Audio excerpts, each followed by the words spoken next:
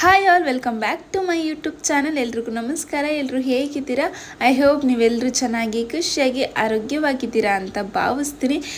ಇವತ್ತು ಒಂದು special day ಅಂತಲೇ ಹೇಳ್ಬೋದು. ಯಾಕಂದರೆ ನನ್ನ ಯೂಟ್ಯೂಬ್ ಚಾನಲ್ ಮಾನಿಟೈಸೇಷನ್ ಆನ್ ಆಗಿರುವಂತಹ ದಿನ. ಅಂದರೆ ನಾನು ಆಲ್ಮೋಸ್ಟ್ 9 ಮಂತ್ ಆಗ್ತಾ ಬಂತು ಯೂಟ್ಯೂಬ್ ಚಾನಲ್ ಸ್ಟಾರ್ಟ್ ಮಾಡಿ.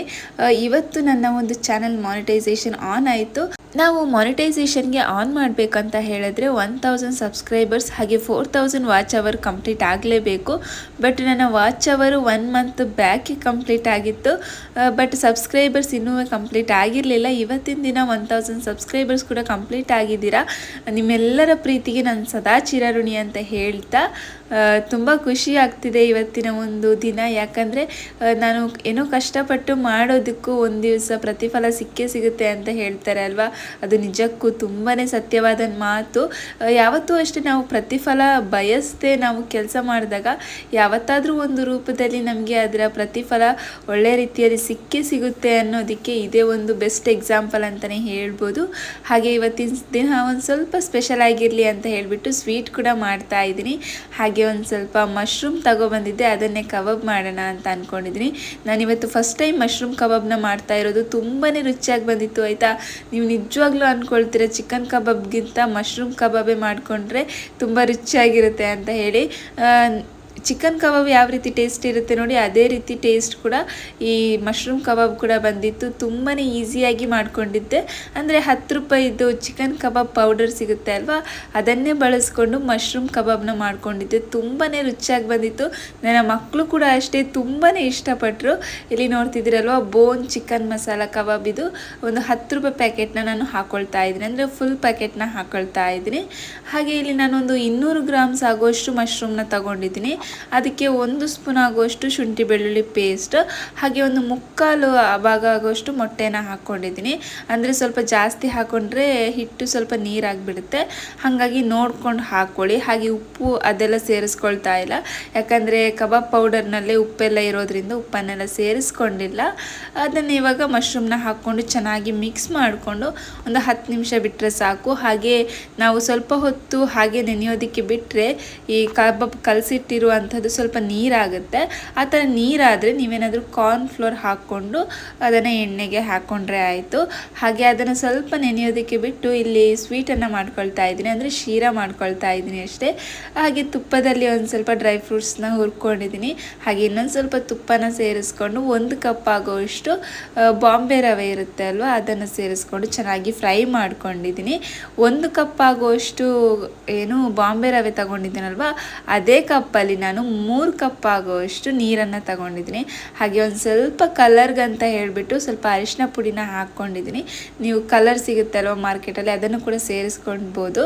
ಬಟ್ ಸ್ವಲ್ಪ ಕಲರ್ ಇದ್ದರೆ ಮಕ್ಳಿಗೂ ಒಂದು ಸ್ವಲ್ಪ ಚೆನ್ನಾಗಿರುತ್ತೆ ಅಂತ ಹೇಳ್ಬಿಟ್ಟು ಒಂದು ಸ್ವಲ್ಪ ಅರಿಶಿನ ಪುಡಿನ ಹಾಕ್ಕೊಂಡಿದ್ದೀನಿ ಅಷ್ಟೇ. ಇದೊಂದು ಸ್ವಲ್ಪ ಲೈಟಾಗಿ ಕಲರ್ ಬಂದಿದೆ. ಹಾಗೆ ಇದಕ್ಕೆ ನಾನು ಒಂದು 3/4 ಕಪ್ ಆಗುವಷ್ಟು ತುಪ್ಪನ ಹಾಕ್ಕೊಂಡಿದ್ದೀನಿ. ಯೂಶ್ವಲಾಗಿ ನಾವು ಶೀರಾ ಮಾಡುವಾಗ 1 ಕಪ್ ಆಗುವಷ್ಟು ಬಾಂಬೆ ರವೆನ ತಗೊಂಡ್ರೆ ಅದೇ ಕಪ್ಪಲ್ಲಿ 1 ಕಪ್ ಆಗುವಷ್ಟು ತುಪ್ಪನ ಕೂಡ ಹಾಕ್ಕೋಬೇಕು. ಸೊ ಆ ಥರ ಮಾಡಿದ್ರೆ ತುಂಬಾ ರುಚಿಯಾಗಿ ಬರುತ್ತೆ. ನಾನು ಅಷ್ಟೇ ಇನ್ನೂ ಸ್ವಲ್ಪ ಒಂದು 2-3 ಸ್ಪೂನ್ ಹಾಕ್ಕೊಂಡಿದ್ದೀನಿ. ಟೋಟಲಾಗಿ 1 ಕಪ್ ಆಗುವಷ್ಟು ತುಪ್ಪ ಅಂತಲೇ ಹೇಳ್ಬೋದು. ಸೊ ಹಾಗಾಗಿ 1 ಕಪ್ ರವೆಗೆ 1 ಕಪ್ ಆಗುವಷ್ಟು ತುಪ್ಪ, ಹಾಗೆ ಒಂದು 3/4 ಕಪ್ ಆಗುವಷ್ಟು ಸಕ್ಕರೆ ಆಯಿತಾ. ನಾನೊಂದು ಅರ್ಧಕ್ಕಿಂತ ಸ್ವಲ್ಪ ಜಾಸ್ತಿ ಹಾಕ್ಕೊಂಡಿದ್ದೀನಿ ಅಷ್ಟೇ. ಸಕ್ಕರೆನ ಜಾಸ್ತಿ ಸ್ವೀಟ್ ಮಾಡ್ಕೊಂಡಿಲ್ಲ. ಇಲ್ಲಿ ನೋಡ್ತಿದ್ದೀರಲ್ವ, ತಳ ಈ ಥರ ಪಾತ್ರೆಗೆ ಅಂಟದೇ ಇರೋ ಥರ ಈ ಥರ ಬರಬೇಕು. ಈ ಥರ ಬಂದರೆ ಶೀರಾ ರೆಡಿಯಾಗಿದೆ ಅಂತ ಹೇಳಿಬಿಟ್ಟು ಅರ್ಥ. ತುಂಬಾ ಚೆನ್ನಾಗಿ ಬಂದಿತ್ತು ಇವತ್ತಿನ ಶೀರಾ. ಹಾಗೆ ತುಪ್ಪ ಜಾಸ್ತಿ ಹಾಕೊಂಡು ಮಾಡಿದ್ರೆ ತುಂಬಾ ರುಚಿಯಾಗಿರುತ್ತೆ ಆಯಿತಾ. ಹಾಗೆ ಇವತ್ತು ನುಗ್ಗೆ ಸೊಪ್ಪಿನ ದಾಲ್ ಮಾಡ್ಕೊಂಡಿದ್ದೆ. ಅಂದರೆ ಕಬಾಬ್ ಹಾಗೆ ಸ್ವೀಟ್ ಕೂಡ ಮಾಡೋದಕ್ಕಿದೆ ಅಂತ ಹೇಳಿಬಿಟ್ಟು ರುಬ್ಕೊಂಡೆಲ್ಲ ಸಾಂಬಾರು ಮಾಡೋದಕ್ಕೆ ಹೋಗಲಿಲ್ಲ. ತುಂಬ ಸಿಂಪಲ್ ಆಗೋ ಥರ, ಅಂದರೆ ಸ್ವಲ್ಪ ಬೇಗ ಆಗೋ ಥರ ಈ ಥರ ಮಾಡ್ಕೊಂಡಿದ್ದೆ. ಅಮ್ಮ ಹೇಳಿದ್ರು ರುಬ್ಬಿಟ್ಟು ಹಾಕಿ ಮಾಡು ಅಂತ ಹೇಳಿ. ಬಟ್ ತುಂಬ ಲೇಟ್ ಆಗಿಬಿಡುತ್ತೆ ಅಂತ ಹೇಳಿಬಿಟ್ಟು ಹಾಗೆ ಸ್ವಲ್ಪ ಖಾರದ ಪುಡಿ ಎಲ್ಲ ಹಾಕ್ಕೊಂಡು ಹಾಗೆ ಸಿಂಪಲ್ಲಾಗಿ ದಾಲ್ ಮಾಡ್ಕೊಂಡಿದ್ದೆ.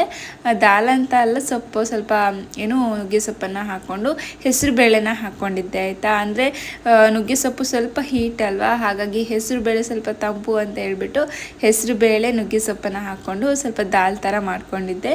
ಇನ್ನು ಇಲ್ಲಿ ನೋಡ್ತಿದ್ದೀರಲ್ವ ಕಬಾಬ್ ನಾನು ಈ ಥರ ಬಿಟ್ಕೊಂಡಿದ್ದೀನಿ. ತುಂಬಾ ರುಚಿಯಾಗಿ ಬಂದಿತ್ತು ಆಯಿತಾ. ಫಸ್ಟ್ ಟೈಮ್ ಟ್ರೈ ಮಾಡಿದ್ದು, ತುಂಬಾ ಟೇಸ್ಟಿಯಾಗಿ ಬಂದಿತ್ತು. ಖಂಡಿತವಾಗ್ಲೂ ಈ ಮಶ್ರೂಮ್ ಕಬಾಬ್ನ ನೀವೊಂದ್ಸಲ ಟ್ರೈ ಮಾಡಿ, ತುಂಬಾ ರುಚಿಯಾಗಿ ಬರುತ್ತೆ ಆಯಿತಾ. ಅಷ್ಟೇ ಸಿಂಪಲಾಗಿ ಕೂಡ ಮಾಡ್ಕೊಳ್ಬೋದು. ಒಂದು 10 ರುಪೀಸ್ ಏನು ಕಬಾಬ್ ಪೌಡರ್ ಇದ್ದರೆ ಒಂದು 200 ಗ್ರಾಮ್ ಆಗೋಷ್ಟು ಮಶ್ರೂಮ್ನ ತಗೊಬಂದು ಕಬಾಬ್ ಮಾಡ್ಕೊಳ್ಬೋದು. ಇದರ ಜೊತೆಗೆ ಟೊಮೆಟೊ ರಸಮ್ ಅಥವಾ ಟೊಮೆಟೊ ದಾಲ್ ಮಾಡಿಕೊಂಡು ಈ ಥರ ಇದನ್ನು ಸೈಡ್ ಡಿಶ್ ಮಾಡಿಕೊಂಡ್ರೆ ತುಂಬಾ ಚೆನ್ನಾಗಿರುತ್ತೆ. ಹಾಗೆ ಅದ್ರ ಜೊತೆಗೆ ಒಂದು ಸ್ವಲ್ಪ ಏನು ಡ್ರೈ ಫ್ರೂಟ್ಸ್ನೆಲ್ಲ ಹಾಕ್ಕೊಂಡು ಶೀರಾನು ಕೂಡ ರೆಡಿ ಮಾಡಿಕೊಂಡೆ.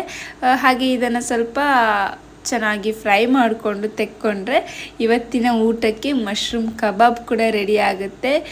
ನನಗಂತೂ ಈ ಮಶ್ರೂಮ್ ಕಬಾಬ್ ತುಂಬಾ ಇಷ್ಟ ಆಯಿತು. ನೀವು ಒಂದ್ಸಲ ಟ್ರೈ ಮಾಡಿ, ಖಂಡಿತವಾಗ್ಲೂ ಚಿಕನ್ ಕಬಾಬ್ ಥರನೇ ಇದೆ ಅಂತ ಅಂತೀರಾ.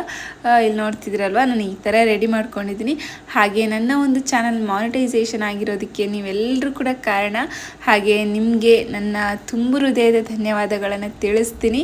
ಹಾಗೆ ನೀವೇನಾದರೂ ನನ್ನ ಚಾನಲ್ಗೆ ಫಸ್ಟ್ ಟೈಮ್ ಬರ್ತಾ ಇದ್ದರೆ ಪ್ಲೀಸ್ ನನ್ನ ಚಾನಲ್ನ ಸಬ್ಸ್ಕ್ರೈಬ್ ಮಾಡ್ಕೊಳ್ಳಿ. ಹಾಗೆ ಈ ಒಂದು ವಿಡಿಯೋ ನಿಮಗೆ ಇಷ್ಟ ಆಗಿದ್ದರೆ ಪ್ಲೀಸ್ ಲೈಕ್ ಮಾಡಿ, ಹಾಗೆ ಶೇರ್ ಮಾಡಿ. ಹಾಗೆ ಕೊನೆಯದಾಗಿ ಇದು ಏನು ನಾನು ನುಗ್ಗೆ ಸೊಪ್ಪಿನ ದಾಲ್ ಮಾಡ್ಕೊಂಡಿದ್ದೆ ಅಲ್ವಾ, ಅದಕ್ಕೆ ಒಂದು ಸ್ವಲ್ಪ ಒಗ್ಗರಣೆ ಕಟ್ಕೊಂಡಿದ್ದೆ ಅಷ್ಟೇ. ಇವತ್ತಿನ ರಾತ್ರಿ ಊಟಕ್ಕೆ ನಾನು ಈ ಥರ ರೆಡಿ ಮಾಡ್ಕೊಂಡಿದ್ದೆ. ಐ ಹೋಪ್ ಇವತ್ತಿನ ಒಂದು ವ್ಲಾಗ್ ನಿಮಗೆ ಇಷ್ಟ ಆಯಿತು ಅಂತ ಅಂದ್ಕೊಳ್ತೀನಿ. ಇಷ್ಟ ಆದರೆ ಪ್ಲೀಸ್ ಲೈಕ್ ಮಾಡಿ. Thank you for watching. ಮತ್ತೊಂದು ಹೊಸ ವಿಡಿಯೋದೊಂದಿಗೆ ಮತ್ತೆ ಸಿಗ್ತೀನಿ. ಅಲ್ಲಿವರೆಗೂ ಟೇಕ್ ಕೇರ್. ಬಾಯ್ ಬಾಯ್.